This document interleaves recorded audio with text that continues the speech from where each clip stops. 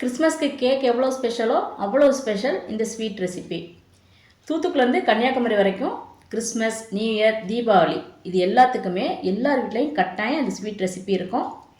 வாங்க, ரொம்ப டேஸ்டியாகவும் அதே சமயம் ரொம்ப ஹெல்த்தியாகவும் இருக்கக்கூடிய இந்த முந்திரி கொத்தை எப்படி செய்யலாம் அப்படிங்கிறத இப்போ நம்ம பார்த்துடலாம். வணக்கம், welcome to foods of India. இந்த முந்திரி கொத்து செய்கிறதுக்கு ஒரு கப் பாசிப்பயிறு இந்த மாதிரி ஒரு அகலமான பேன், அப்படி இல்லைன்னா ஒரு இரும்பு கடாயில் அடுப்பை மீடியம் ஃப்ளேமில் வச்சு நல்ல கலர் மாதிரி இந்த மாதிரி வர்ற வரைக்கும் வறுத்து எடுத்துக்குங்க. பாசிப்பயிரோட தோலில் சத்துக்கள் அதிகம் இருக்கிறனால நம்ம பாசிப்பயிரோட வறுத்து எடுத்துக்கிறோம். நீங்கள் விருப்பப்பட்ட பாசி பருப்பை கூட எடுத்துக்கலாம். இப்போ நல்ல இந்த மாதிரி வறுத்ததுக்கப்புறம் இப்போ இதை ஆற வச்சுட்டு ஒரு மிக்சி ஜாரில் சேர்த்து கொஞ்சம் மீடியமாக அரைச்சி எடுத்துக்கணும். அதாவது ரொம்பவும் நைஸாகவும் இல்லாமல் அதேமாதிரி ரொம்பவும் குறைன்னு இல்லாமல் ரெண்டுக்கு நடுவில் ரவை பதத்துக்கு, இந்த பதத்துக்கு நீங்கள் அரைச்சி எடுத்து வச்சுக்கோங்க.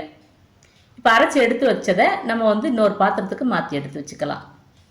அடுத்து தேங்காயை வறுத்து எடுத்துக்கணும். அதுக்கு அதே பேனில் நான் 1/2 டீஸ்பூன் அளவுக்கு நெய் சேர்த்துருக்கேன். இப்போ இதில் ஒரு மூடி தேங்காய் நல்லா துருவி எடுத்துருக்கேன். இந்த துருவின தேங்காயை இது கூட சேர்த்து அடுப்பை மீடியம் ஃப்ளேமில் வச்சு தேங்காய் நல்ல கலர் மாதிரி வர்ற வரைக்கும் வறுத்து எடுத்துக்கணும். ஏன்னா அந்த முந்திரி கொத்தை நம்ம 3 மாதம் வரைக்கும் வச்சு பயன்படுத்தலாம். அதனால் தேங்காய் கொஞ்சம் கூட தண்ணி சத்து இல்லாமல் நல்லா இந்த மாதிரி கலர் மாதிரி வர வரைக்கும் நீங்கள் வறுத்து எடுத்துக்குங்க. இது கூட 1 டீஸ்பூன் அளவுக்கு கருப்பியல் இல்லைன்னா வெள்ளையல் சேர்த்து நல்லா வறுத்து எடுத்துக்கோங்க. தேங்காயோட சேர்த்து இந்த எள்ளையும் சேர்த்து நல்லா வறுத்துக்கலாம். இந்த மாதிரி வறுக்கும் போது அந்த எள் நல்லா வறுபட்டு வந்துடும். இப்போ இது ரெண்டையும் சேர்த்து நம்ம நல்லா ஆற வச்சுட்டு இப்போ ஒரு மிக்சி ஜாரில் சேர்த்து பல்ஸில் ஒரு சுற்றி எடுத்துக்கணும். அந்த மாதிரி பல்ஸில் நம்ம ஒரு சுற்றும் போது எள் 1-2 அரைபட்டு இருக்கும். அது சாப்பிட்றதுக்கு ரொம்ப டேஸ்ட்டாக இருக்கும். இப்போ நம்ம பாசிப்பயிரும் வறுத்து எடுத்தாச்சு, தேங்காய் எள்ளும் வறுத்து எடுத்தாச்சு. அடுத்து உருண்டை பிடிக்கிறதுக்கு தேவையான அளவு நமக்கு பாகு எடுத்து வச்சுக்கணும். அதுக்காக நான் 3/4 கப் அளவுக்கு 1-2 தட்டி வச்சுருக்க கருப்பட்டி சேர்த்துருக்கேன். நீங்கள் விருப்பப்பட்டால் வெல்லம் கூட சேர்த்துக்கலாம். இப்போ இது கூட 1/4 கப் அளவுக்கு தண்ணி சேர்த்து முதல்ல கருப்பட்டி நல்லா கரைச்சி விட்டு அதுக்கப்புறம் நல்லா கொதிக்க விடணும். நம்ம கையில் தொட்டோம்னா கொஞ்சம் பிசுபிசுப்பு தன்மை வரணும், அந்தளவுக்கு நல்லா கொதிக்க விடணும்.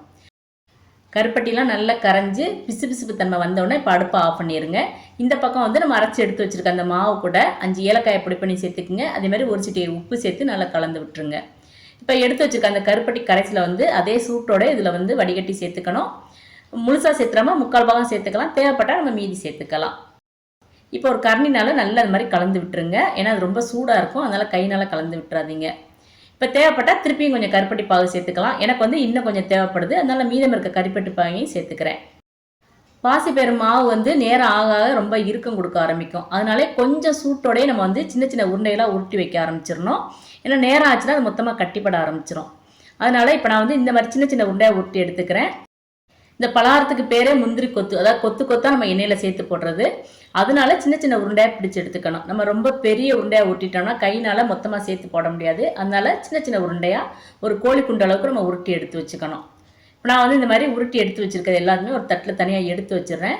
நம்ம முதல்ல உருட்டும் போது கொஞ்சம் இலகுனதாக இருக்கும். அதனால் அதை உடனே நம்ம மாவில் சேர்த்தோம்னா அது உடஞ்சி போகிறதுக்கு வாய்ப்பு இருக்குது. அதனால உருட்டி ஒரு 1/2 மணி நேரம் அப்படியே ரெஸ்ட்டில் விட்டுறணும். பாருங்கள், இந்தளவுக்கு நல்லா கெட்டிப்பட ஆரம்பிச்சிடும். கையில் உடச்சி பார்த்தாலே நம்மளுக்கு தெரியும். முந்திரி கொத்துக்கு மேல் மாவு தயார் பண்ணணும். அதுக்கு முன்னாடி இப்போ ஒரு கடாயில் பொரிக்கிறதுக்கு தேவையான அளவு எண்ணெய் சேர்த்து அடுப்பை மீடியம் ஃப்ளேமில் வச்சு எண்ணெய் நல்லா சூடு பண்ணிக்கலாம். இப்போ இந்த பக்கம் ஒரு பாத்திரத்தில் 3/4 கப் அளவுக்கு அரிசி மாவு எடுத்துக்கோங்க. அதாவது வறுக்காத அரிசி மாவு இருக்கணும். நீங்கள் இடியப்ப மாவு சேர்த்துடக்கூடாது. இப்போ இது கூட 1 டேபிள் ஸ்பூன் அளவுக்கு மைதா மாவு சேர்த்துக்கணும். மைதா மாவு சேர்த்தோம்னா தான் அந்த உருண்டை நம்ம எண்ணெயில் போடும்போது ஒன்றோட ஒன்று ஒட்டிக்கும். இது கூட 1/4 டீஸ்பூன் அளவுக்கு உப்பு, அப்புறம் 1/4 டீஸ்பூன் அளவுக்கு மஞ்சள் தூள். மஞ்சள் தூள் ஆப்ஷனல் தான், நீங்கள் தேவையில்லைன்னா அதை ஸ்கிப் பண்ணிடலாம். இந்த மாவு நம்ம தோசை மாவு பதத்துக்கு கரைச்சி எடுத்துக்கணும். மாவு நீங்கள் ரொம்ப தண்ணியாக கரைச்சிட்டிங்கன்னா அந்த உருண்டையிலேருந்து மாவு ஒட்டாது. அதே மாதிரி எண்ணெயும் குடிக்க ஆரம்பிச்சிடும். அதனால் கொஞ்சம் கெட்டியாக இந்த அளவுக்கு, இன்னும் சொல்லப்போனால் பஜ்ஜி மாவு பதத்துக்கு நீங்கள் கரைச்சி எடுத்து வச்சுக்கலாம். இப்போ உருட்டி வச்சுருக்க உருண்டையிலேருந்து 3 உருண்டையை நம்ம எடுத்து இந்த மாவுக்குள்ளே முக்கிக்கணும். மொத்தமாக கையில் 3ஐயும் ஒன்றா எடுத்து இந்த எண்ணெய்க்குள்ளே சேர்த்துடணும். எண்ணெயில் சேர்த்து பொரிக்கும் போது அடுப்பு மீடியம் ஃப்ளேம் வச்சு பொரிச்சு எடுத்துக்கோங்க. ஒரு பக்கம் நல்லா வெந்ததுக்கப்புறம் அடுத்த பக்கம் திருப்பி விட்டு உடனே நம்ம எண்ணெயிலேருந்து வெளியே எடுத்துடலாம். உங்களுக்கு இந்த மாதிரி 3ஐயும் மொத்தமாக சேர்த்து போட முடியலை அப்படின்னா நீங்கள் இந்த மாதிரி ஒன்றொன்னாவும் சேர்த்துக்கலாம். நீங்கள் எப்படி சேர்த்தாலுமே அது மைதா மாவும் அரிசி மாவும் சேர்ந்ததுனால ஒன்றோட ஒன்று சேர்ந்து வந்துடும். இப்போ நீங்கள் 3 சேர்த்திங்கன்னா 3 வரும். நீங்கள் 5 உருண்டை இந்த மாதிரி தனித்தனியாக போட்டிங்கன்னா 5 சேர்ந்து வரும். நம்ம எப்படி தனித்தனியாக சேர்த்தாலுமே அது ஒன்று சேர்ந்து வந்துடும். அதனால தான் இந்த பலகாரத்துக்கு பேரே முந்திரி கொத்து அப்படின்னு சொல்லுவாங்க. நான் 3 தான் எண்ணெயில் போட்டு பொரித்து எடுத்து வச்சுருக்கேன். மீதம் இருக்க மாவு எல்லாத்துலேயுமே நீங்கள் இந்த மாதிரி உருண்டையை போட்டு பொரித்து எடுத்து வச்சுருங்க. சூடாக எடுத்து சாப்பிடும்போது ரொம்ப சாஃப்டாக இருக்கும். நேரம் ஆக ஆக ரொம்ப இறுக்கம் கொடுக்க ஆரம்பிக்கும். நீங்கள் விருப்பப்பட்டால் இந்த உருண்டையை மட்டும் தனியாக எடுத்து வச்சு தேவைப்படும் போது பொரிச்சு எடுத்தும் சாப்பிட்டுக்கலாம். அப்படி இல்லைன்னா மொத்தமாக பொரிச்சு எடுத்தும் நீங்கள் 3 மாதம் வரைக்கும் ஸ்டோர் பண்ணி வச்சு கூட சாப்பிட்டுக்கலாம். ரொம்ப டேஸ்டியாகவும் ரொம்ப ஹெல்த்தியாகவும் இருக்கக்கூடிய இந்த முந்திரி கொத்தை வந்து இந்த வருஷம் கிறிஸ்மஸ்க்கு நீங்களும் தயார் பண்ணி பாருங்கள். எப்படி இருந்துச்சுன்னு மறக்காமல் கமெண்ட் பண்ணுங்கள். இந்த வீடியோ உங்களுக்கு பிடிச்சிருந்ததுன்னா லைக் பண்ணுங்கள், ஷேர் பண்ணுங்கள். மறக்காமல் ஃபுட்ஸ் ஆஃப் இந்தியா சேனலை சப்ஸ்கிரைப் பண்ணுங்கள். தேங்க்ஸ் ஃபார் வாட்சிங்.